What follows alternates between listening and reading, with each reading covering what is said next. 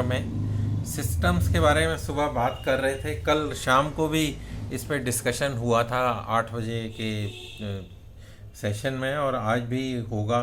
और आपको अपने शरीर के बारे में जानना थोड़ा सा ज़रूरी है, ताकि आप उसके हिसाब से अपना जो आसन है और अपना शेड्यूल है इस तरह बना सकें।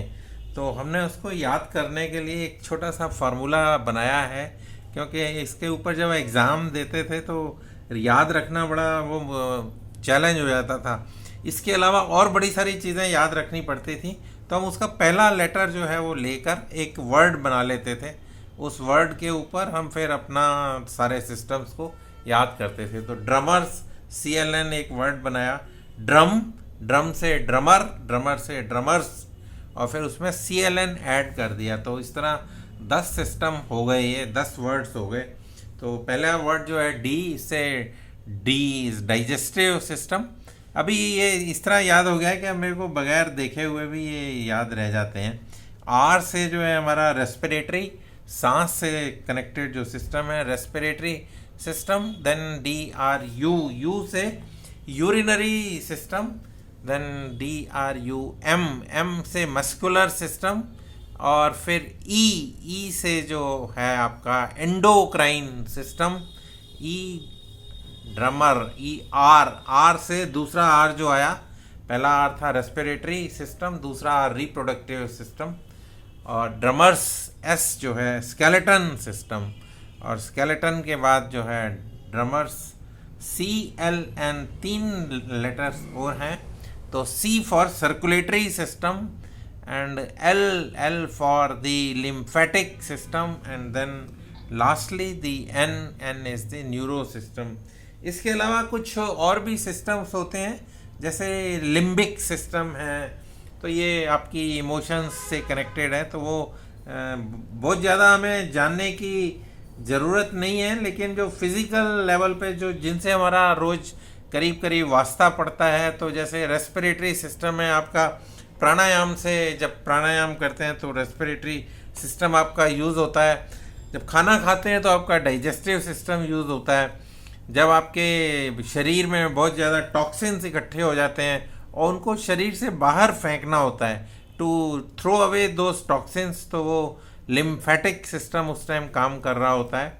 रिप्रोडक्टिव सिस्टम एवरीबडी नोज, और एंडोक्राइन सिस्टम्स जो हैं हमारे जो ग्लैंड्स हैं, और जो ग्लैंड्स हमारे हार्मोन्स पैदा करते हैं, जो हार्मोन्स बॉडी को मेटाबॉलिज्म और उसका होम्योस्टैटिक, ये कुछ टर्म्स हैं जो मेडिकल लाइन में यूज़ की जाती हैं। तो उसको बैलेंस करने के लिए आपकी बॉडी का टेम्परेचर, बाहर कितना भी हो, बाहर कितनी भी ठंड पड़ रही हो, आपकी बॉडी का टेम्परेचर 98.4 ही रहेगा। बाहर कितनी भी गर्मी पड़ रही हो, आपकी बॉडी का टेम्परेचर 98.4 रहेगा। तो ये एक हाइपोथैलेमस एक ऑर्गन है जो कि आपके टेम्परेचर को कंट्रोल करता है। जैसे फ्रिज के अंदर आपका थर्मोस्टेट होता है ना, इसी तरह हाइपोथैलेमस जो है आपके बॉडी के टेम्परेचर्स को कंट्रोल करता है।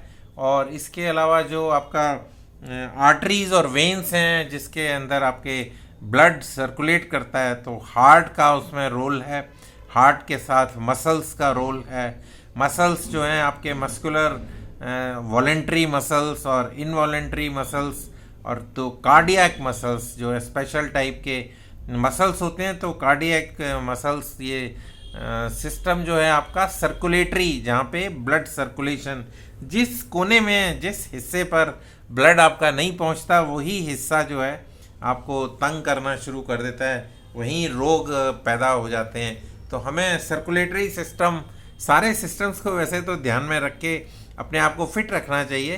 तो सर्कुलेटरी सिस्टम के बाद लिम्फेटिक सिस्टम, और आपका जो नर्वस सिस्टम है, the most important, the brain, जहाँ से आपका कंप्यूटर की तरह काम करता है। जो सारे सिग्नल्स पहले ब्रेन को जाएंगे और फिर उसके बाद वो उस पर्टिकुलर हिस्से को इंस्ट्रक्ट करेगा कि अब तुमने जो एक्शन है वो करना है। जैसे आँखों का काम है देखने का, तो ब्रेन के अंदर आपकी आईज़ की एक इमेज बनती है, और वो इमेज जो है आपको बताती है कि आपकी आँखों की स्ट्रेंथ कितनी है, आपको कितनी क्लैरिटी के साथ वो नज़र आती है। तो आपने इन सिस्टम्स को याद रखने के लिए एक वर्ड ड्रमर CLN याद रख लेना है और उसको एक्सपैंड कर लेना है।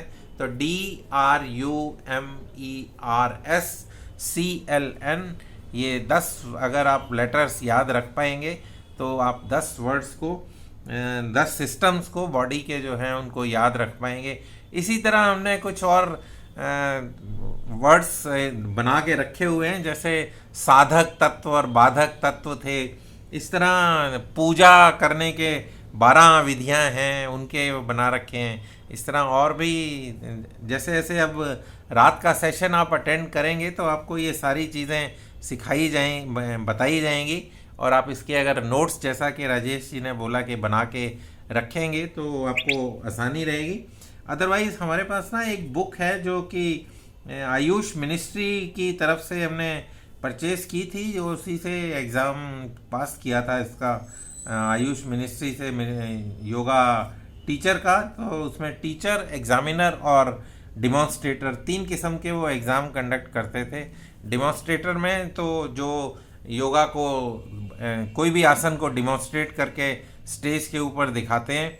देन टीचर जो हैं वो हैं जो कि आपको एक्सप्लेन करते हैं, और उसके बाद जो एग्ज़ामिनर्स हैं वो आपको ये डिमॉन्स्ट्रेटर्स और टीचर्स की एग्ज़ाम उसको इवेल्युएट करते हैं। तो इस तरह से उन्होंने एक सिलेबस तैयार कर रखा है, तीनों का अलग अलग सिलेबस है और उसके अलग से एग्ज़ाम्स होते हैं। और जब आप क्वालिफाई कर लेते हैं तो आपको लाइसेंस मिल जाता है।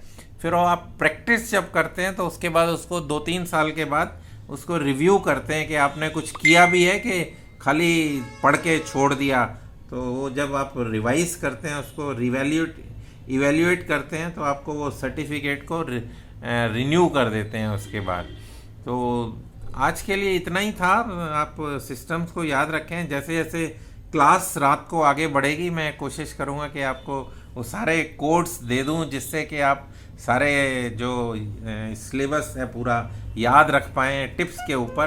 क्योंकि इसमें जो नॉर्मल तो एग्ज़ाम में 30 नंबर लेने होते हैं ना, इसमें पास करने के लिए 70 नंबर लेने होते थे। तो 30 गलत होंगे, 70 आपके ऑब्जेक्टिव टाइप क्वेश्चंस ठीक होते हैं, तभी आपको पास करते हैं। अगर 69 रह जाते हैं तो आपको फेल कर देते हैं, फिर आपको दोबारा देना पड़ता है। इसकी जो फ़ीस है वो भी काफ़ी है। उस टाइम 5-6 हज़ार होती थी, अब पता नहीं कितनी है आजकल। तो जैसे जैसे क्लास आगे बढ़ेगी, मैं आपको जो मेरे को याद है, मेरे पास जो नोट्स हैं, जो मेरी बुक में जो मैंने बना के रखे हुए हैं, आपके साथ शेयर करता रहूँगा और आपको जानकारी देता रहूँगा। आज के लिए इतना ही। आप सभी का एक बार फिर से धन्यवाद, नमस्कार, शुक्रिया। वैसे वो बुक का नाम ना फर्स्ट पेज उसका, उसकी फोटो खींच के उसको डाल देना, हाँ डाल हाँ, देना। अगर किसी को लेनी होगी तो ले लेगा, जिसको इंटरेस्ट होगा ना, ओके, फ्री ले लो, ठीक है। हाँ, उसका फर्स्ट पेज और राइटर का नाम लिखा होगा हाँ उसमें। हाँ, मेरे को थोड़ा सा तो टाइम दे देना, मैं वो बुक कोई नहीं, निकाल के। आराम से देख लेना, कोई जल्दी नहीं। चलिए चलते हैं बिजला दीदी के पास। भारती दीदी लैपटॉप हो गई, हो सकता है कुछ काम हो कि आप